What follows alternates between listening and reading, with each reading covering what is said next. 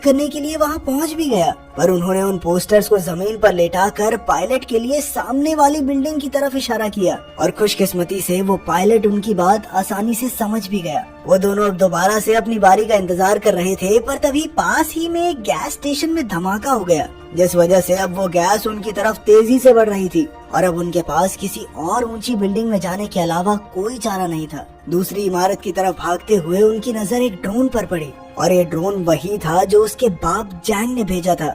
अपने बेटे को जिंदा देखकर उन्होंने तुरंत ही पुलिस को अपने बेटे को बचाने के लिए कहा, जिसके बाद उस ड्रोन ने लगातार यूई और योंग का पीछा करना शुरू कर दिया और साथ ही उनकी ये वीडियो पूरे देश में लाइव चल रही थी, जहाँ सभी लोग यूई और योंग को खतरों से खेलते हुए देख रहे थे। थोड़ी देर बाद वो एक इमारत पर सांस लेने के लिए रुके, पर तभी उस ड्रोन की बैटरी खत्म हो गई, जिस वजह से वो बंद पड़ गया। उधर अपने बेटे को इतनी खतरनाक मुसीबत में देखकर योंग की माँ तो बेहोशी हो गई, पर तभी थोड़ी देर बाद कई सारे ड्रोन्स योंग और यूई के पास पहुँच गए और तभी योंग को एक आइडिया आया। उसने एक ड्रोन को अपने पास बुलाकर उस पर एक रस्सी बांध दी, जिसके बाद उसने ड्रोन को उस रस्सी को ले जाकर सामने वाली इमारत की पाइप में फंसाने को कहा, ताकि वो लोग उस रस्सी की मदद से आगे बढ़ सकें। लेकिन इस बार वो उस रस्सी के बीच में पहुंचकर फंस गए और उसी वक्त पाइप से धीरे धीरे वो रस्सी भी खुल रही थी और इसी तनाव भरे मौके पर यूई ने अपने दिमाग का इस्तेमाल करते हुए रस्सी को एक तरफ से काटना शुरू कर दिया, ताकि वो झूल कर दूसरी तरफ पहुंच सकें।